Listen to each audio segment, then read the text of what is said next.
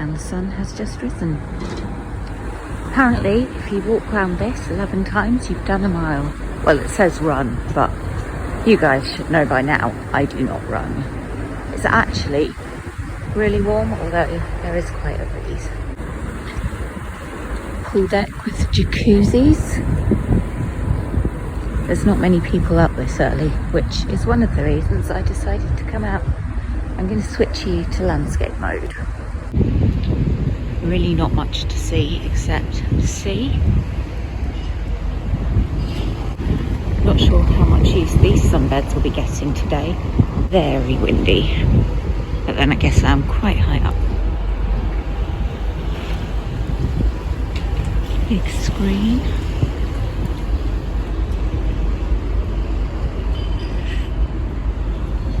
Just coming off the track for a moment to show you over here. There's an area called the Hideout up there. I think it might be for kids because they have a couple of kids clubs. So I'm not going to go up there because technically not a child, although my maturity levels may suggest otherwise.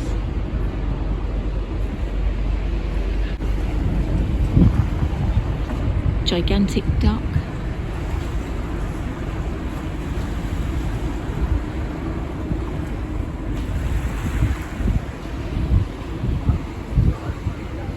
Not much is open this time. You can see some colourful little beach hut type tables down there, which I think are really cute.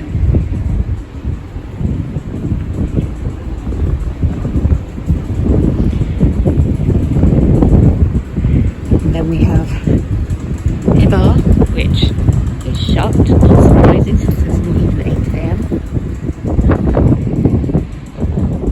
And on the other side we have just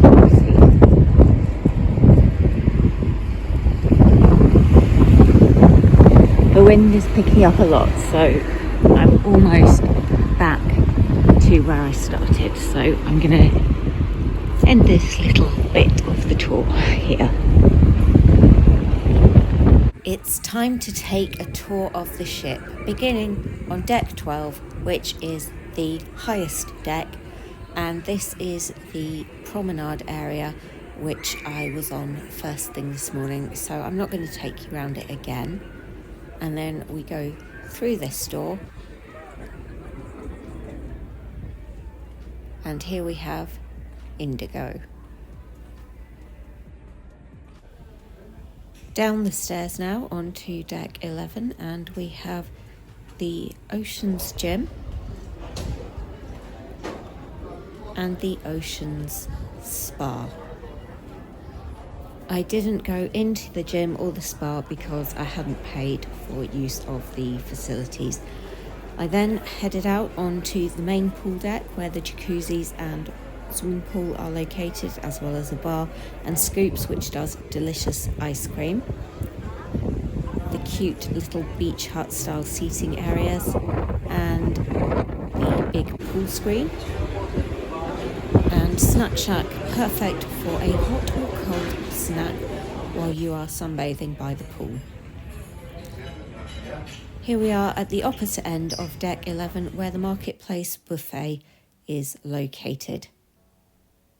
Down onto deck 10, it and deck 9 are both cabins, and so I wasn't going to walk all round them. Here on deck 8 we have the gamer zone, which for those of you who enjoy gaming will be a great place to spend your time. If the weather hadn't been so good, I may well have been very tempted to come in here myself.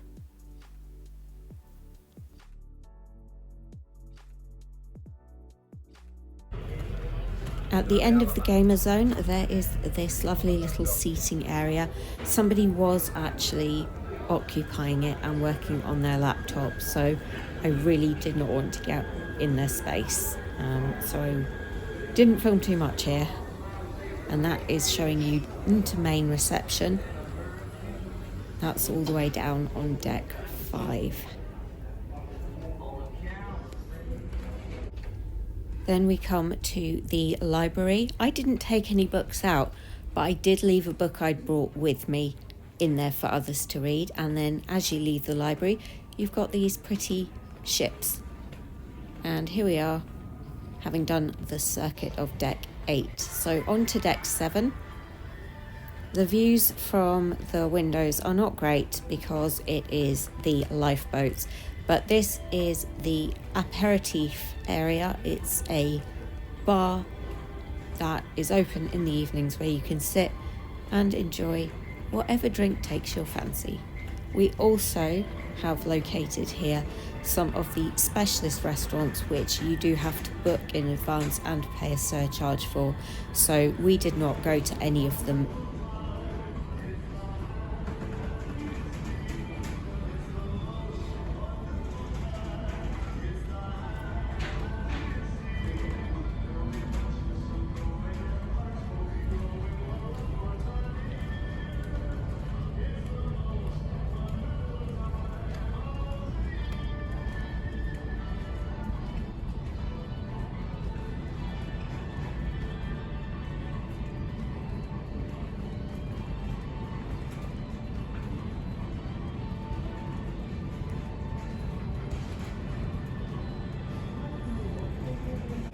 We found the food in the inclusive restaurants to be absolutely superb, so we didn't feel the need to pay extra for any of the specialist dining, but it is good to have that available if you want it.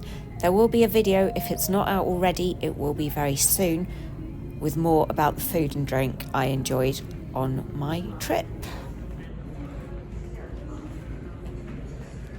This takes us to the most popular bar on the ship, the Squid and Anchor. Think British pub.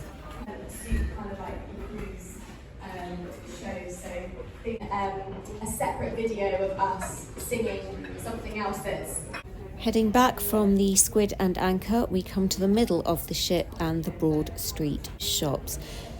The areas of the ship are colour-coded by the carpets. You have the blue area, which is aft, red is mid, and then you have the green carpet. So that can really help you to keep your bearings.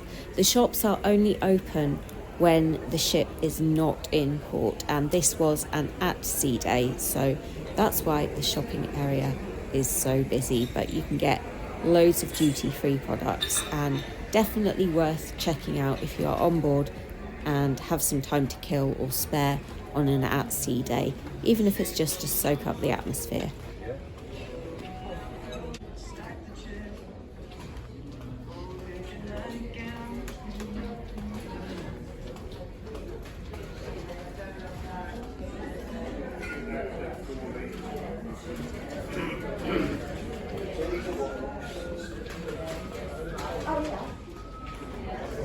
Tanzanite, possibly my favourite gemstone.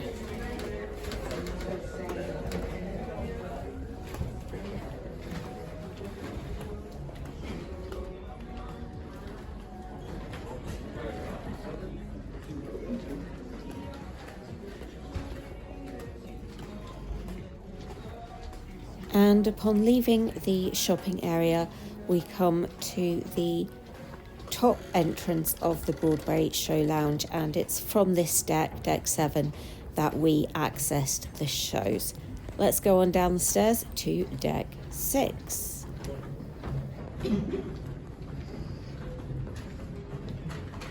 So here's the lower entrance to the show lounge, and this is one of the designated smoking areas for those who wish to smoke. There is a professional photographer on board, though we did not use them, and this is where the studio and gallery are located. That escalator just takes you up to level 7, and here we have the cinema. I never actually went in to watch anything, but inside it does look like a regular cinema, although they're missing a trick by not selling popcorn and pick and mix. And then here you also have, opposite the photo studio, kind of a travel agent where if you want to book your next cruise, you can do so. And then we're coming through to an area I spent a lot of time in. the coffee port. If you have premium all-inclusive, the drinks from here are included on that, and let me tell you, it is well worth it. I did not have coffee from any other place on the ship. We then come to the midsection of Deck 6, and possibly my favourite bar on the boat, which is the lounge. Great range of cocktails. These squishy sofas are so comfy. I spent a lot of time sitting and reading there. And then this is the lounge itself. It was closed when I was filming, which you can probably guess because it's pretty empty, but it's got the pink grand piano there and plenty of places to sit. Leaving the lounge, we come to Latitude 53, which is the restaurant where we ate the most when on board, and the food is exceptional. And then just looping around and back through the lounge on the other side here. And this is the stairway down in the middle of the ship from Deck 6 to Deck 5, main reception. And look how decorated it is for Christmas. I had to film this just to show you guys the effort that has been put into this. This was a pre-Christmas cruise, so obviously this kind of decor is not always going to be on board the ship.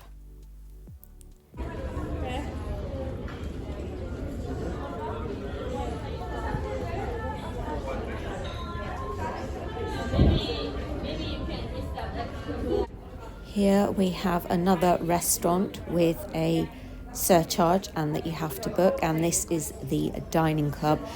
This is the place for the real foodies to go. Again, we didn't eat here, but I'm not saying I wouldn't if I were to go on a cruise another time.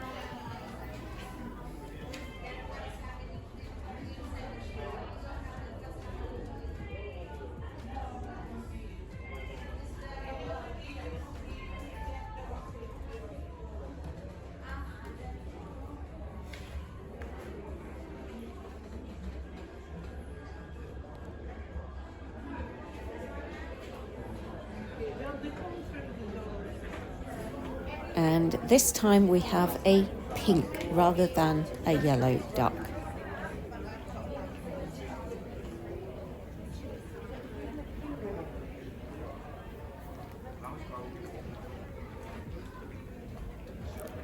Leaving main reception, we head down towards the cabin area of Deck 5, and my cabin is on this deck.